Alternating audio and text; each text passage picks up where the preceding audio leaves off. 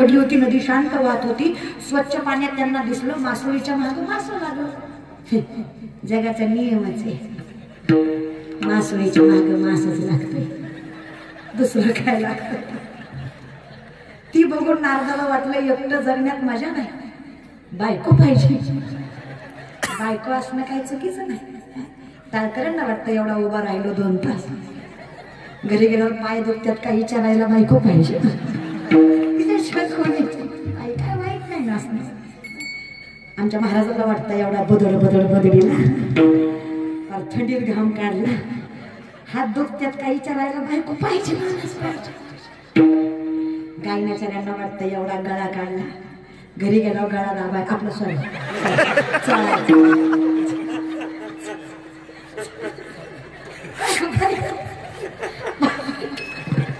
बायको असणं काही चुकीचं नाही, असू द्या असू द्या, असाय बायको असाय. नारद म्हणले देवाला, देवा बायको. देव म्हणला कर ना तू दे. देव म्हणला मी कुठून देऊ. नारद म्हणले 16,108 काय करायचं तुला एवढं 2 चमचे. काय प्रसाद आहे का काय. अरे देव नाही नाही म्हणत बरं, पण मला ना आपल्या बुद्धिमत्तेची कीव येते, आपण देवाची बरोबरी करावी. बर आम्ही ज्या परमात्म्याला मानतो तो वासनिक असेल का. कृष्णाची रासलीला ही तुम्हाला आजपर्यंत कळली नाही. कृष्णाच्या रासलीलेमध्ये मोह माया सत्व सामर्थ्याने हातून जायचं, ती रासलीला. 16,100 पोरी कंसाच्या कारावासात होत्या. क्षणी भगवंताकडे याचना केली, देवा पोरी येत आम्ही परपुरुषाच्या छायेत राहून आलो, लोक चांगलं समजतील आम्हाला, आमचा स्वीकार करेल कोण मोठ्या मनाने. देवा बाईचं आयुष्य म्हणजे काचेचं भांड की रे, फुटलं की फुटलं. स्त्रीनं जगावं तर स्वाभिमानानं, नजर वर करून जगावं. कलंकित जगण्यापेक्षा स्त्रीनं जीव सोडावा, त्याला बाईचा स्वाभिमान म्हणावा. बाई आम्ही स्वाभिमानी आहेत की रे देवा, स्वाभिमानी स्त्री आहेत आम्ही, हिंदू धर्मातल्या स्त्री आहेत आम्ही. असं कलंकित जगणार नाही कृष्ण. असं जगण्यापेक्षा जीव देऊ. कृष्णाने सांगावं, चूक नसताना शिक्षा भेटली तर मी देव कसा. विचारलं तुम्हाला कुणी कोण, तुम्ही ओरडून सांगा जगाला. भगवान श्रीकृष्णाच्या अर्धांगिनी आम्ही. प्रत्येक मुलीला स्वाभिमानानं जगता यावं म्हणून कृष्णानं स्वतःचं नाव लावण्याचा अधिकार दिला.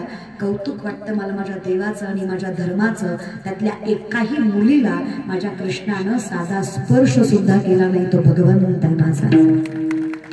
त्यातल्या एकाही मुलीला कृष्णाने स्पर्श सुद्धा केला नाही. भोग भोगोनी ब्रह्मचारी, नवल केवडे केवडे नकडे कान्हो बाचे कोडे, कृष्ण तो. हे काय लक्षात ठेवा. देवाच्या बाबतीत चुकीचे गैरसमज करायचे. आमच्या पोरांनी लय आजकाल स्टेटस माजवलाय राधाकृष्णाचा. खुशाल म्हणतो ती पोरगीशी मुली त्याची, तिला म्हणतो तू माझी राधा, मी तुझा कृष्ण. विमल खाणारा कृष्ण, स्वतःची पात्रता बित्रता बघ ना जरा. आर्यंडी खाणारा कृष्ण, जीन्स पॅन्ट वाला कृष्ण. वा भारी नाही. काय व्यसन करता रे दादांनी. चला स्वतःच्या शरीरावर ताबा नाही, त्याला पंढरीचा मालक काय करणार आहे. मला कधी कधी नको, आणि लय पुढच्या पिढीला बी नावं ठेवण्यात मजा नसते. चालू कीर्तनात बिडी फुकली,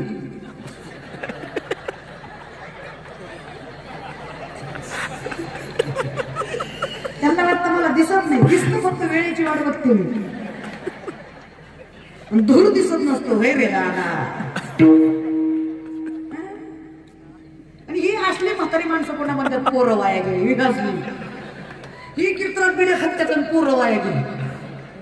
म्हातारी माणसं पोरं वाया गेली, पोरं वाया गेली, पोरं वाया गेली. का गेली.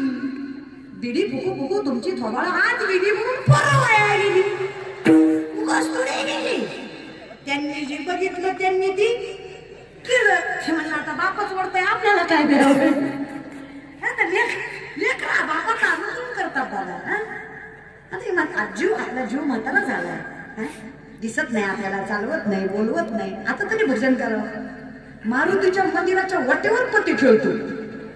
ब्रह्मचारी मारुतीला रांगी दाखवतो. हे गुणाचं फक्त घरा बायका स्वतः दारात बसून आजकालच्या काय पोरीत का यांना काय लाजायत होय आमच्या जमान्यात नव्हतं माया असो आम्ही किती इज्जतीनं खाल्लो किती कष्ट केलो यांना काय झोळ आहे सगळं ऐकतं भेटलं हो ग माय मान्य आहे आम्हाला पण तुम्ही आता काय करताय तुम्ही आता मिसरी चळता तुमच्या मिसरीच्या वासानं गोठ्यातल्या म्हशीनं दूध द्यायचं बंद केलं इतका भगर वास त्या मिसरीचा त्याच तोंडानं माचा माचा मुक घेते त्या नातवाच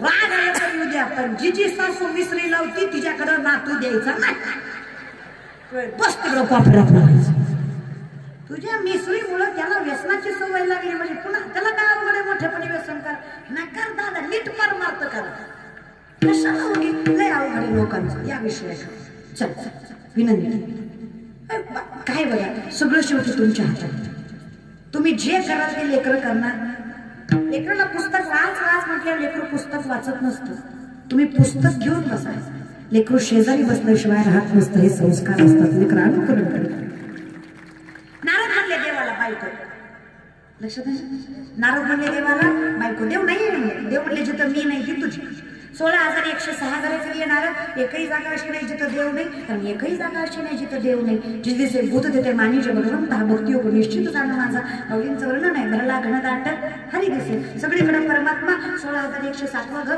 जांबुवंतीचं अस्वलांची कन्या सगळ्या देखणी योगेश्वर भगवंतीचे नारदाची मनोमनी इच्छा या भेटाल्या देव तुझ्या संग माया रूपानं फुगडी खेळत होते शेवटचं घर पट्टराणी रुक्मिणी आई साहेब तुळशीला पाणी घालत होत्या नारदांनी पाहिलं देव दिसत नाही एकट्याच दिसतात नारदाच्या मनात लाडूच फुटले नारद म्हणले आज तू फालतू नाही पट्टराणी जापली नारदांनी लांबच हात मारले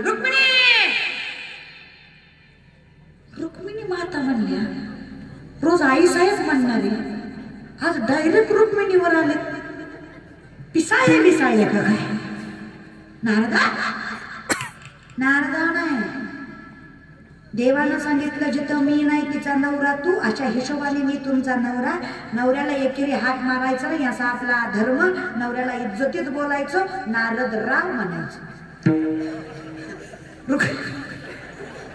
रुक्मिणी मातेला कळलं ही बंगलंय देवानं सुधरवय पाठवलंय सगळीच कामं का मुख्यमंत्री करतात का मग खालचे 2 खुर्चीवर काय उगाच बसवले का देवाच सांगते आपलं खाली काहीतरी आपलं काम द्यावं नाही मग ती रुक्मिणी मातेकडे उपमुख्यमंत्र्याकडे दिलं होतं रुक्मिणी माता म्हणल्या खरंय नारद राव तुमचं असं बी देवाचं प्रेम माझ्या वाटणीला कमीच येतंय तुमचा माझा राजा राणीचा संसार कसला भारी होईल पण कसा नारद राव मी तुमच्या हाताला धरून या गावात आले ही परमार्थिक लोक आहेत काय म्हणतील कृष्णाची बायको रुक्मिणी नारदाच्या हाताला धरून आली लोक चांगलं म्हणतील का लोकांची बायको घेऊन फिरल्यावर लोक चांगलं म्हणतात का आपली घेऊन फिरायला कोणाच्या बापाची भीती आहे का घरी गेलो सांगा नवऱ्याला असं ताई म्हणले म्हणावं असं असतं सगळंच मनावर घ्यायचं असतं मग नारद म्हणले कसं करावं मग एक काम करा आपण विधिवत लग्न करू मी देवाच्या नावाची माळ काढते तुमच्या नावाची घालते मी विधीची तयारी करते तोपर्यंत तुम्ही पुढच्या कुंडात जाऊन आंघोळ करून या रुक्मिणी मातेनं गोड बोलून नारदांना अशा कुंडात पाठवलं जे पार्वती मातेनं शापित केलं होतं महादेवाशिवाय जो कुणी यात आंघोळ करील त्याचं लिंग प्रवर्तन होईल अगदी सोपा मराठी शब्द आहे इंग्लिश मीडियम शिकत जाऊ नका त्या शब्द सोपा लिंग प्रवर्तन सोपं करून सांगते नारद पाण्यात गेले खरं पण वर आले नाही वर आली उगाच्या उगत धोत्रातले गेले लुगड्यात भेटले चांगले नारायण करीत होते चिपळ्या गेल्या बांगड्या आल्या शिडी गेली केस आली नकली मुरणी ठुशी बोरमा झुमका नारद की तो बही नारदी नारदांची काय झाली नारदी झाली ज्या कुंडात ते वन्नीच्या वनात ते कुंड निघालं त्या वनात कोळ्याचा राजा देवर राजा नावाचा राजा शिकारीसाठी आला होता दष्टपुष्ट इथं पेटी बांधलेली काळा कुळकुळीत तसल्या येड्याला तसल्या रानात तसली देखणी स्त्री दिसली आधीच ती येड हिला बघून अजून येड झालं धरलं तिच्या हाताला चले नारदी म्हणल्या तुला माहित नाही मी कोण आहे गपे नारदी म्हणले येड्याने आताच बदलले गप उडीद उडीद वर्षालयक कीर्तने लेकरं झाली चांगली नारायण नारायण करीत होते. आता बाळापणावर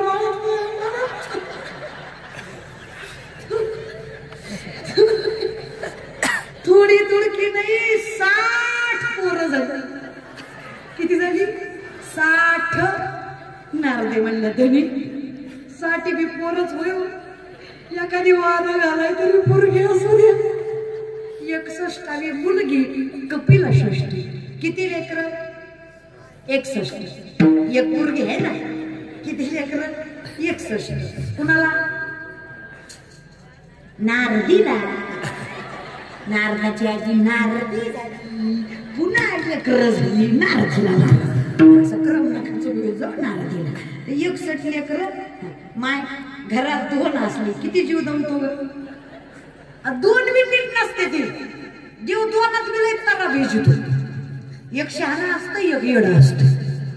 शहाणा सगळं ऐकतो. खा म्हणलं की खातो, शाळेत जातो, अभ्यास करतो. दुसरं माणसं आलं की मुदाम करतो. त्यांना माहित आहे माणसात काय करते. निश्चित खाते करते काय. माणसं गेल्यावर मार का माणसात मजा मारून घेतो. आता मला सांगा माय नवल्या 2 एवढी तारा 61 किती असेल. माय हे दुःख तुम्हालाच माहिती. एक खाताय, एक उठताय, एक रडताय, एक झोपताय. चांगली दष्ट गोष्ट होती वाळून गेली. महाराज नारदी म्हणल्या जगण्यात मजा नाही. रातच उठल्या पुढं थोडी मारली जीव दिला मेली नाही. जागेवर आली शिंदी पुन्हा दादा. नारद म्हणले सुटलं नाही. काहीतरी व्हायच्या आधी पटकन पाण्याच्या बाहेर आले. लय पटकन गळ्यात गेला घातला. हातात चिपळ्या घेतल्या. नारायण नारायण म्हणले हे लय बरं आहे. रुक्मिणी आई साहेब दारातच हार घेऊन उभा होत्या. प्रेमाने म्हणल्या नारदराव. नारद रामनाच म्हणले नगे कशाचा नारदराव. रावच ठेवला नव्हता नारद. आई साहेबच बरं. पण मी काय म्हणतो चुकलं होतं तर तोंडानं सांगायचं. लय चुकलं होतं दोनच्या राहणारच्या.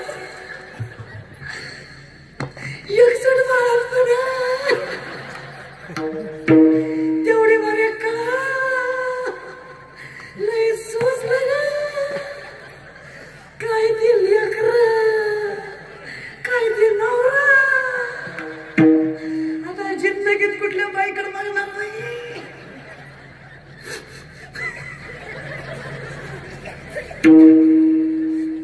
मला हसून नारदाचं येत नाही. मला ह्यांची काळजी वाटते.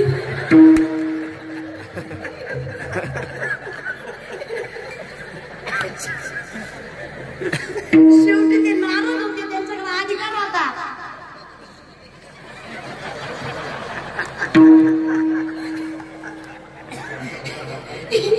पोरीचा ढिपी दिसला तरी झुमकून करू झुमकून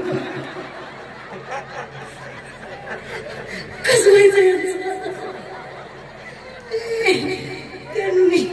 त्यांनी एकदा बायको मागितली तरी एवढं भोगलं. ही रोज देवाकडे बायको मागायला नाही. चिंता वाटते दादा हो तुमची. एकदा नजर चुकली तर नारदांची एवढी फजिती झाली. तुमचं अर्ध आयुष्य कचकच कांद्यात गेलंय. कसं होईल तुमचं. तुमची प्रत्येक रीत तुझ्यासाठी काटाच घे तुमचा.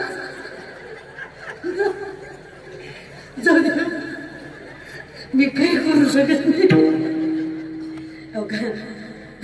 रुक्मिणी माता म्हणल्या तुमचा रोग सांगून बरा होणार यातला नव्हता.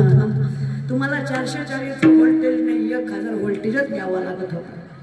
मी पण तुम्हाला सांगते, काळजी करू नका, मागे झाले पाहू नका, पुढे जा मी नाही. आजपर्यंत जे झालं ते झालं. इथून पुढे देवाशिवाय दुसरं काही आवडता कामा. देव माझा, मी देवाचा, हिच माझी, दुसरं नकोच. वाईट वाटलं कान्होपात्रेंना.